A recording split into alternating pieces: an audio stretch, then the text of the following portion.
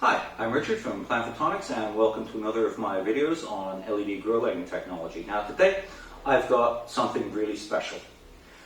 In one of my earlier videos I appealed to viewers that if any of them had an old LED grow light, something they got off of Amazon or eBay, whatever, would they be interested in sending it to me so I could do a review, take a look at what was inside and maybe do an upgrade on it, whatever, try to make something interesting out of it. Well, I was expecting to get a sort of 60 euro, 70 euro Chinese grow light, something a bit crap. However, I've been contacted by a very generous guy in England who has decided to send me this monstrosity. This is a Kind Led XL1000 600 genuine watt LED grow light that he's been using for about 4 years. And this is probably the most expensive LED grow light in the world. It's definitely the most expensive that I've seen.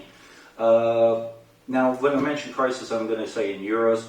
Euros worth a little bit more than the dollar and a little less than the UK pound, but it's only a few percent. So basically, the prices are valid no matter where you're viewing this. This puppy on the Kind website in the US is reduced from its normal price of $1,995 down to $1,695. In the UK, they go for about £1,500 and about 1,600 euros here in Europe. Now, this is an absolute monster. It weighs 32 pounds, which is, close to 20 kilos or something. It is really, really heavy, and as you can see, I have to move the camera way back in order to get the box in. And this box is not that much bigger than the actual light. Now, I was thinking about doing an unboxing video where I'd unpack it as well, but due to the amount of packaging material the guy used, I did have a quick peek inside, and the amount of tape, it's going to take me like about half an hour to get this thing open. So we'll skip that part and go straight to taking a look at it on the workbench. Now, I just want to point out before I do anything on here, I did not request this light at this particular model. I have heard some stuff about Kind Led, know something about their reputation. I have no beef with them. However, this review and teardown turns out it's going to be based strictly on this light. No preconceptions, nothing else. I'm going to take a good look at it, run some tests on it, and tell you what I think about it. And you'll get a good chance to actually see why I make my decisions or my recommendations, whether I think it's a fantastic piece of equipment, mediocre, or junk. Okay. I did a review a while ago on the truth about cheap Amazon LED grow lights, and I got so much abuse from people who went, well, I've got one of these and it's fine, and I got tired of writing back going, how long have you had it for? Is it still working 5 years down the line? Have you tried anything else? Do you know what you're comparing it to, etc., etc. So this is going to be strictly an unbiased review on this light based on what's inside of it. I'm not going to do a grow test with it or anything else. I'm just going to take a good look at the innards of it and show you what I find. Okay, so I'm going to take this upstairs to a workbench and I'm going to get it out so we can take a better look at it. Okay, I've got the light out, I've got it set up here. Now, it's got 8 fans on the top, and you're going to need that with that amount of power, especially given the fact that, in all honesty, they should leave a bit more open space on the sides. There is not as much ventilation holes along the sides and the edges as there is at the top. Now that's a problem because it means that the fans, they can draw in the air easily through here, then they have to blow it across the heat sinks and it has to come out along the edges, having passed over and cooled the heat sinks. Unfortunately, because they've got most of the side covered and it's pretty much the same all the way around, you're not going to be getting the full throughput of those fans. You need to have actually somewhat more area open around the sides than you do on the top, because there's a lot less force to the air after it's passed over the heat sinks and through the casing and wiring and everything else in there. So would be a good plan for them, if anyone from Kind Led watches this video, to try and increase the amount of ventilation space around the sides. Now let's fire it up and see if it works. Now I've also put in this is a power meter, and so we can see what the actual wattage that it's using is. Now let's fire it up, see if it works. Okay, we've got light from underneath. The fans, I must say I'm quite impressed so far. The fans are nice and quiet. You've got 8 fans going there, and I've seen ones that LED grow lights that with only 2 fans they sound like a jet taking off, or a small hairdryer in turbo mode. So let's take a look here at the wattage. Okay, we've got 647, 646, 648. Okay, so it's close to 650 watts, and that is about what you would expect for an actual 600 watt LED output. So good, they have got an honest rating on here. Now let's check the power factor. This tells me how good the power supply is to an extent. Cheaper power supplies have a low power factor. 1 is the absolute maximum. The reason why this can be important is there is a difference, depending on how good the power supplies are, between what you expect to pay on your electricity bill and what you actually do pay. This is only with the new digital meters, the smart meters. The older ones can't tell the difference, but the new ones can. And if, say for example, this was 0.5, it would mean that, say you were expecting it to cost you €2 a day to run, based on the power rating and the cost of electricity. If this was 0.5, you'd wind up actually paying twice that, because the meter works differently. So this is good. This means that your electricity bill should be roughly what you expect, and it suggests the power supplies in here are reasonably decent. Okay, so what I'm going to do now is, and these fans, yeah, they're quiet. So I'm going to turn this off and turn it over so we can take a look at the LEDs. Okay, here we've got the LED side. You've got 20 by 16, so 320 LEDs. Now they say that they use a combination of 3 watt and 5 watt LEDs. And I'm interested to fire this up, see if all the LEDs are working. Now the guy who gave this to me, I was very surprised at him offering to send me such an expensive light. And he said that he'd had it for roughly 4 years of actually using it. He hadn't used it for a while. And he noticed that the power output seemed to have dropped off until it reached the point a few months ago that it just wasn't worth using anymore, because the power consumption was high and it simply wasn't working very well. So let's see if all the LEDs light. Whoa, yeah, okay, definitely. Now you've got a couple of dark ones here like this. Yeah, these are not actually dark. These ones here are ultraviolet, and that's a red. That's a far red. So it's very hard for the human eye to see, but it is lit. Like that one and that one are ultraviolet. So yeah, every single LED is actually lit. I was wondering if maybe a bunch of them had blown out. So let's switch this off for a minute. Now I have noticed something. I'm going to move the camera in and see if I can give you a better look. Let's go down and let's zoom in a bit. These lenses act as a magnifying glass.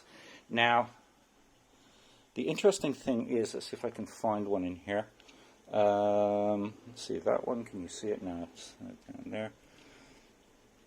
Okay, these LEDs seem to be discolored. Like if you see that one, like down here for example, this one looks almost burned. All of the lenses, to some extent, are discolored, except, move up, see if I can show you. You see this one, where is it? This one here. If you notice, that one is nice and clear. I'll get a better look when I get this apart. Now, all of the LEDs should look like this. It should be clear with a small colored chip in the middle. However, all of the ones that I can see are actually appear to be anywhere from light orange down to dark brown lenses. And quite a few of them, as you can see there, actually look burned.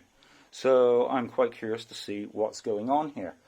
Now, all the LEDs are still functional, so let's start taking it apart and see what's inside, see if we can figure out what's going on.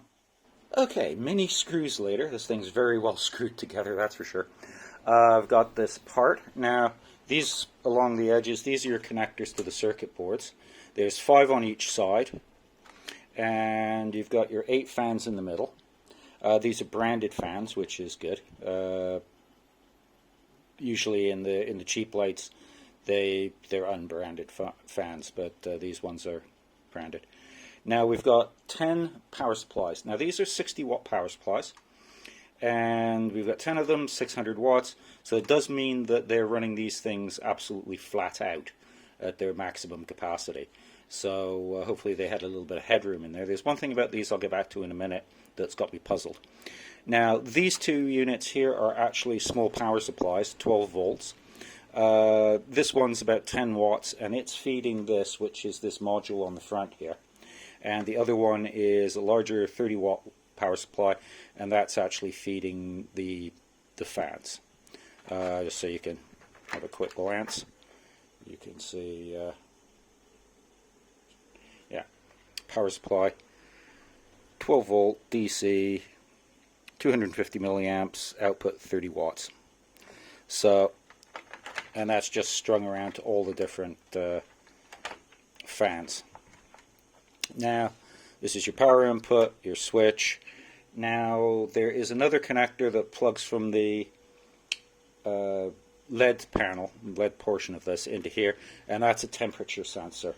I'll get to that later when we look at the LED panel, but I don't think it would be particularly useful because of the way the LEDs are laid out. So anyway, now the thing that's got me really puzzled about these power supplies is these. I'll tell you what this says on it. It says 60 watt 50 volt, input 100 to 240 volts, output 40 to 48 volts DC. Now that's fine, these are dimmable power supplies. Some of this wiring, these small wires here, are going into the input to control the dimming so that you can, I guess, adjust the different channels of color in the LED board. But what really gets me is they're putting it out at 1180 milliamps. That's 1180 milliamps. Now that is a really weird current. Now it does suggest that these are constant current power supplies, which is good. It should be. If you've watched my other videos, I do mention about power supplies and how people using constant voltage power supplies shouldn't.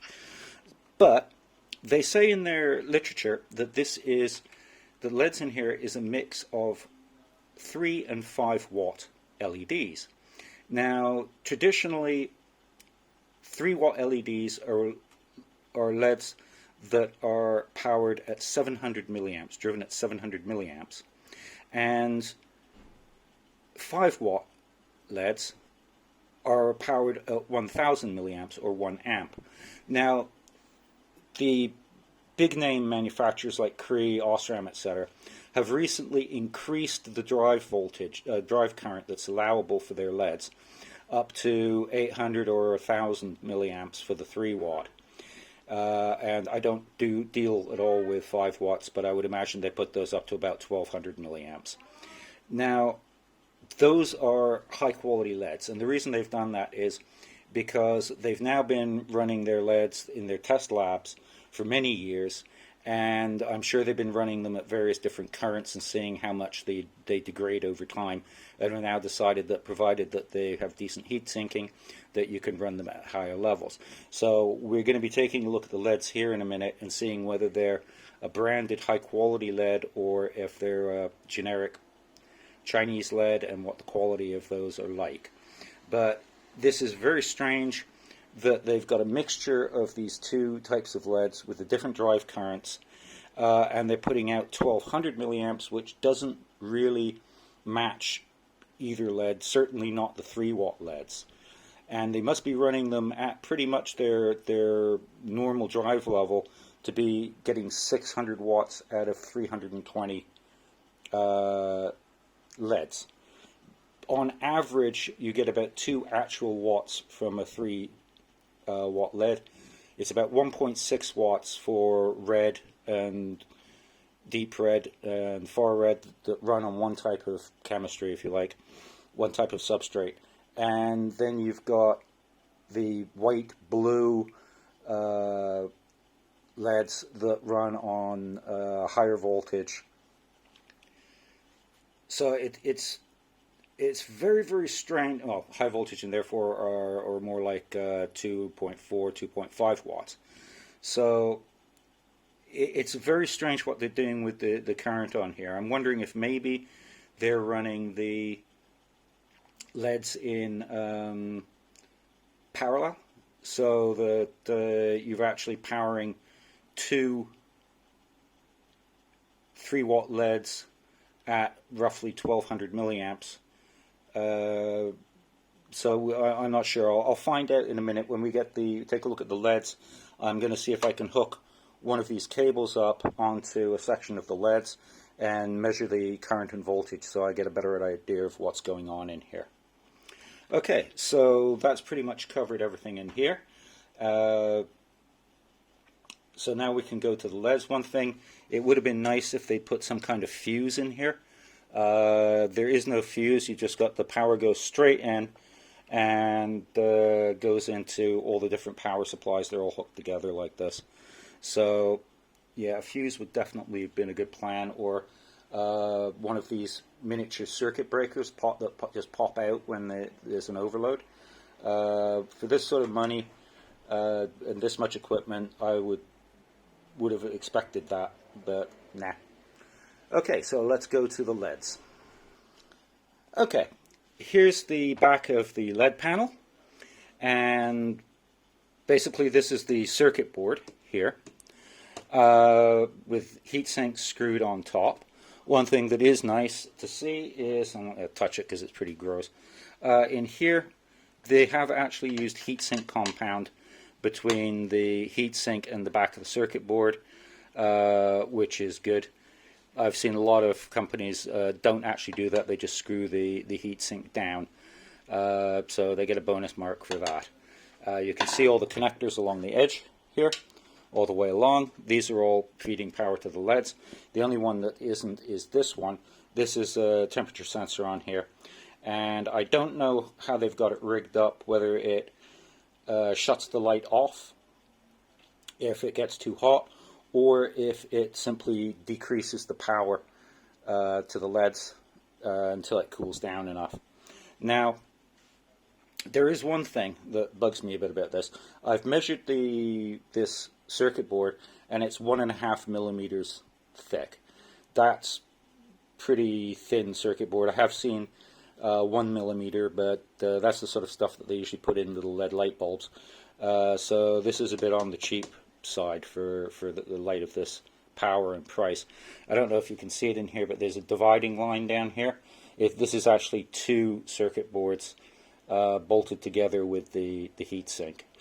And the other problem with this temperature sensor, to me anyway, is the fact that if, say, the fans over here, 2 or 4 fans, die, yeah, this is going to get very hot, but this is not going to increase very much in temperature.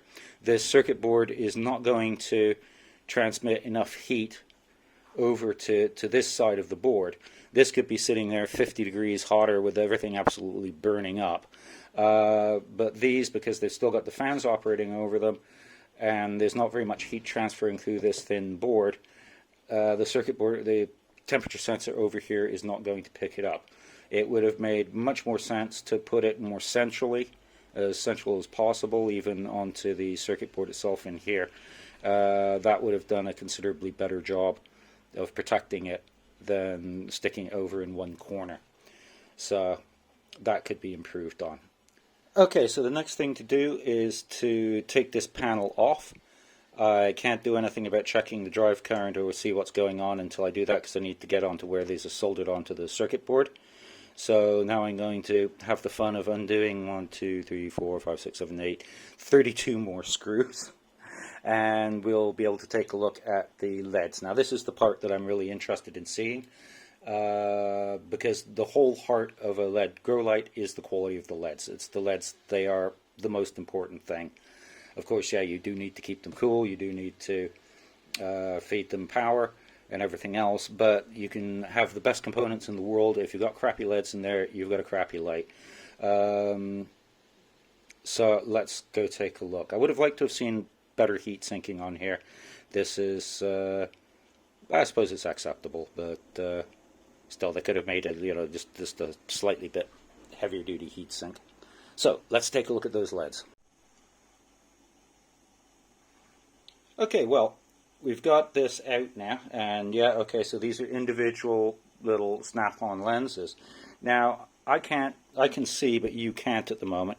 I'm going to take these lenses they just pull off, and I want to show you something that's absolutely horrified me and shocked me.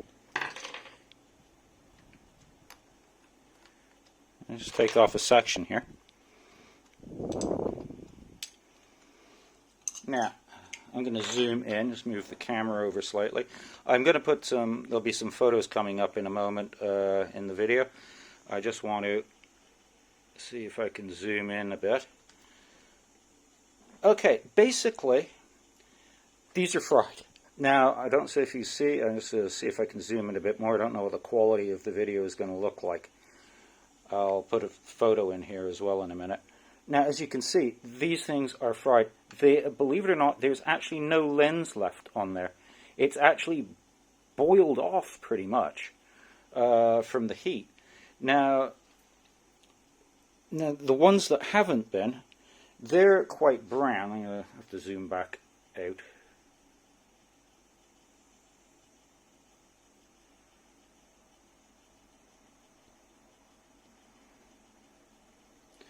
Now, if we look at some of the LEDs up here, I'll zoom in.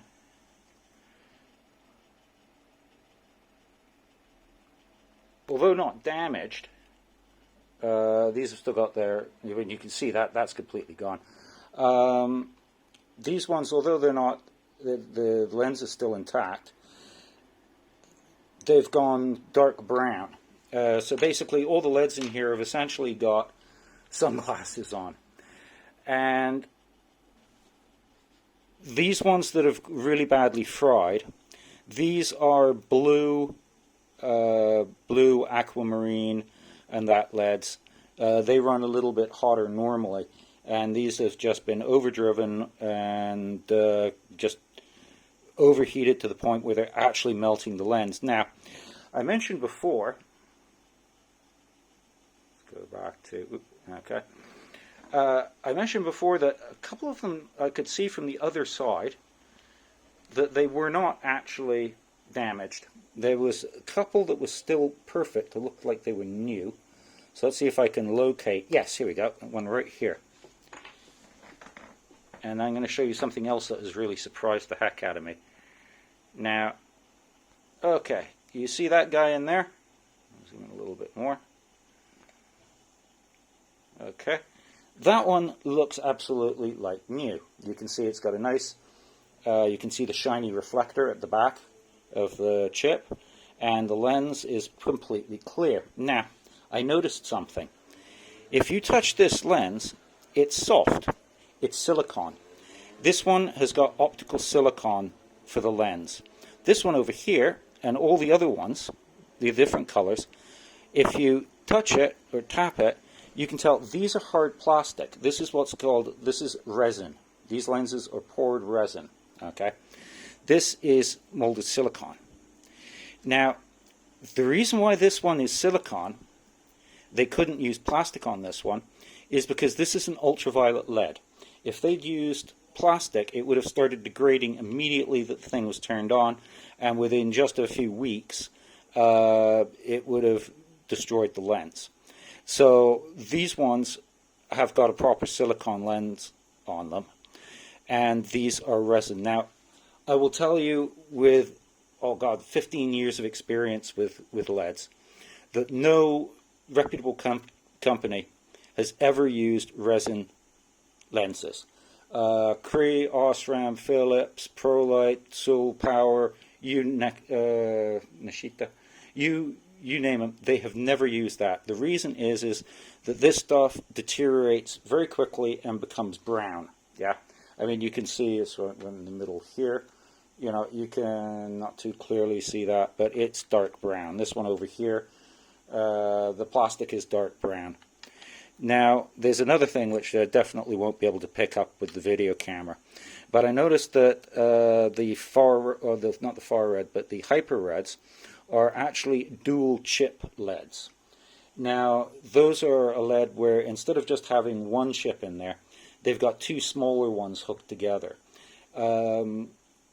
This allows them to use cheap or cheaper 1 watt chips, two of them, hooked together, and you can run them, because 1 watt chips run at 350 milliamps. So you hook two of them together and you've got 700 milliamps, so you can use it as a 3 watt LED. However, again, no decent company does that. Many years ago, 12 years ago, when I started making lights, I did use some dual chip deep blue, royal blue, and hyper red, but that was actually because no company manufactured 3 watt 660 nanometer or deep blue, your royal blue 3 watt chips. I had no choice. Those were the only ones on the market at the time. However, within a couple of years from there, after that, they did come in with proper 3 watt chips for those LEDs, and I shifted over to those.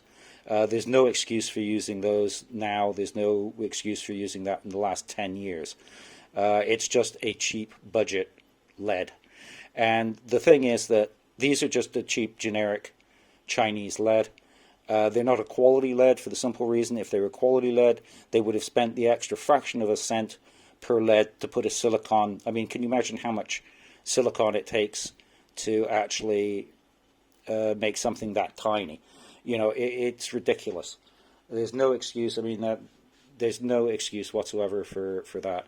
I mean, you can get decent quality Chinese, or better than this quality Chinese LEDs that have, like this one, the silicon, and I can't believe they cheaped out. I mean, it would have cost like €3 extra for this entire board to get LEDs with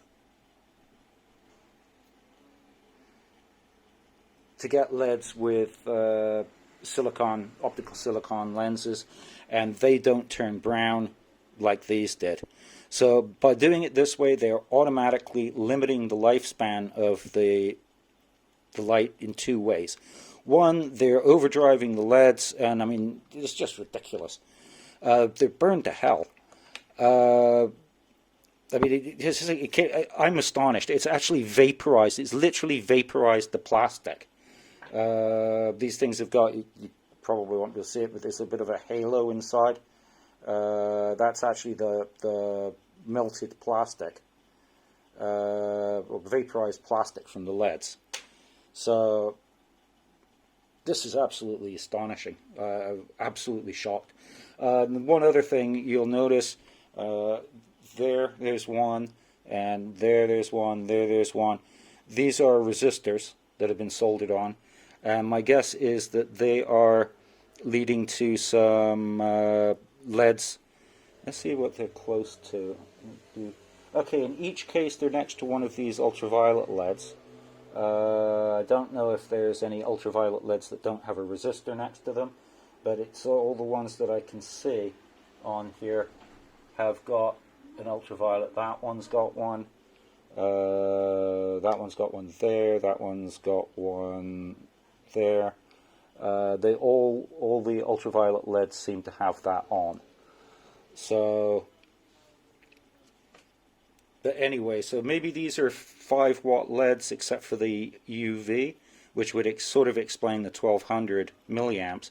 But that is really overdriving. You can drive a 5 watt Cree or whatever LED to 1200 milliamps, but you can't drive one of these crappy Chinese LEDs. So this is absolutely astonishing. This is what you get on a €50 no-name lead, one of these ones that's supposed to be 600 watts but is actually only like 50 or 60 watts. This is the sort of thing you'd expect in one of those. Definitely not in a 1,500 € light. This is disgusting. That's the only word for it.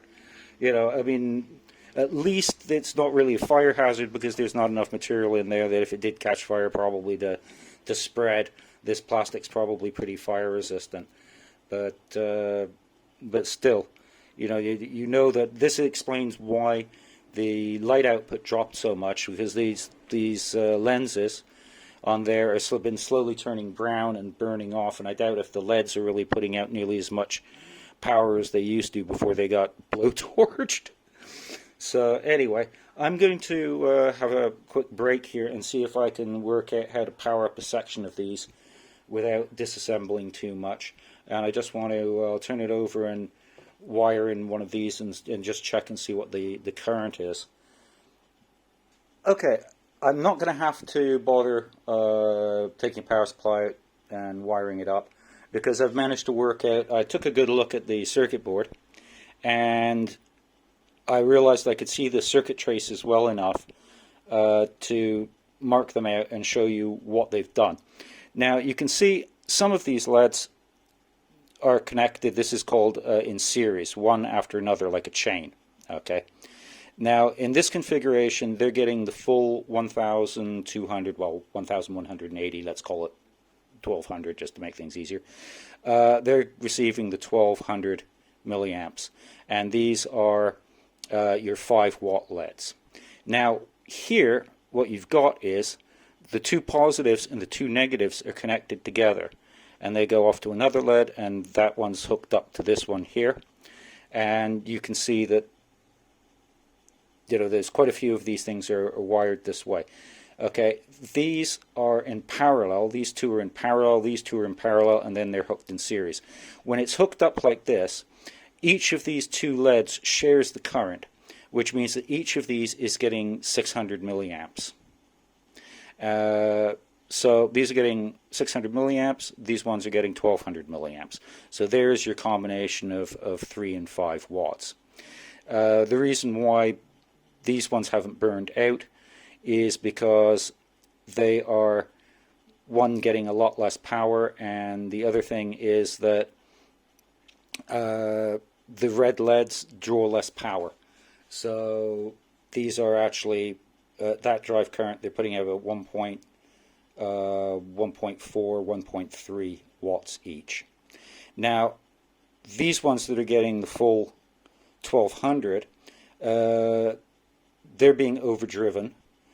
For starters, they have a normal drive current for 5-watt LED is 1,000 milliamps, and while a high quality LED, Cree, Osram, etc., can take 1,200, now these ones can't. These are not up to that quality, so you're overdriving them by at least 20%, and I wouldn't drive a Chinese LED of this quality at anywhere near 1,000. I'd say 800 maximum. So they are really, really pushing these LEDs to their absolute limit. And if you don't believe me, you'll see some photos. You've seen the photos of how badly burned the LEDs are. I know what I'm talking about, man. These guys are fried from too much power.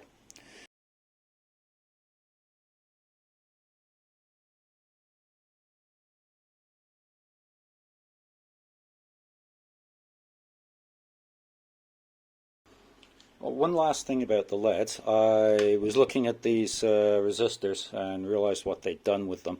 There's one of these next to each of the 4, and there is only 4 on here, ultraviolet LEDs.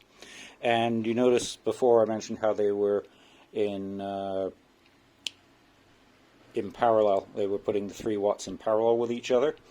Well, as there's only one ultraviolet, and I guess it's surrounded by 5-watt LEDs, so there wasn't anything they could conveniently hook into. What they've done is they've put this resistor, and that is acting as the second LED. So instead of having 2 LEDs hooked together, you've got one LED, and this resistor. So basically this is drawing, but this is about 2.5 watts electrical power, and the other 2.5 watts is going in here, which is basically functioning as a small heater.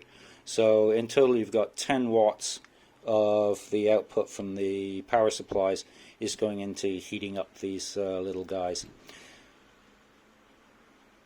That's also one of the reasons I'm not a huge fan of these multispectral. You know, this one's supposed to have like 12 different colors in it. Yeah. However, there's such a tiny amount of them. I mean, you've got a grand total of 10 watts out of almost 600 watts of power is ultraviolet.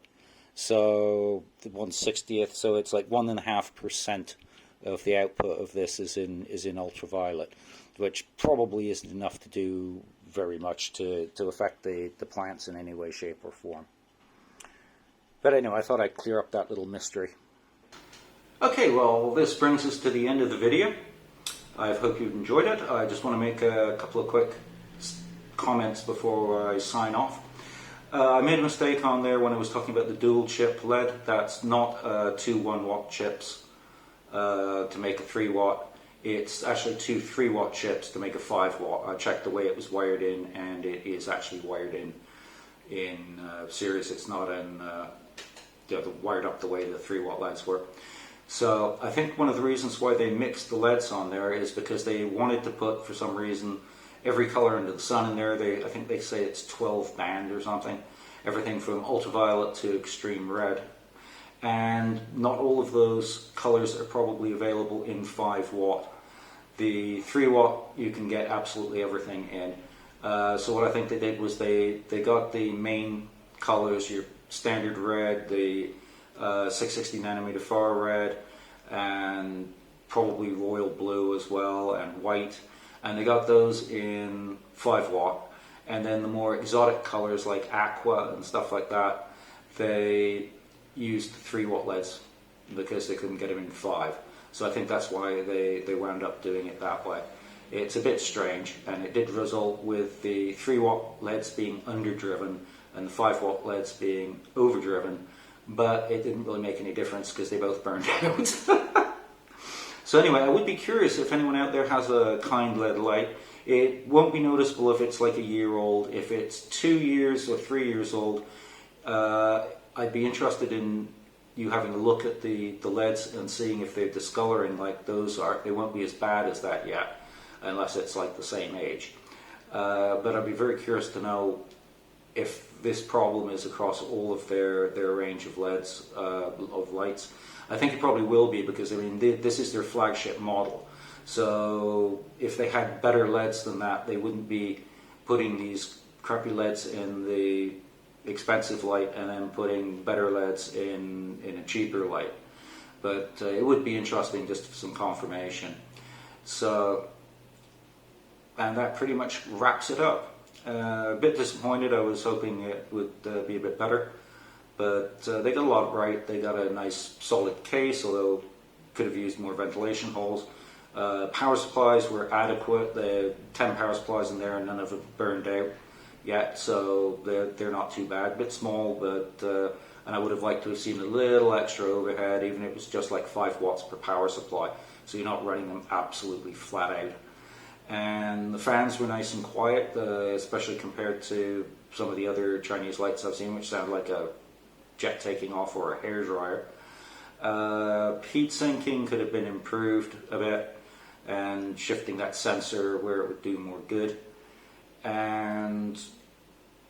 But not too bad. But the thing that let the light down, of course, was the LEDs.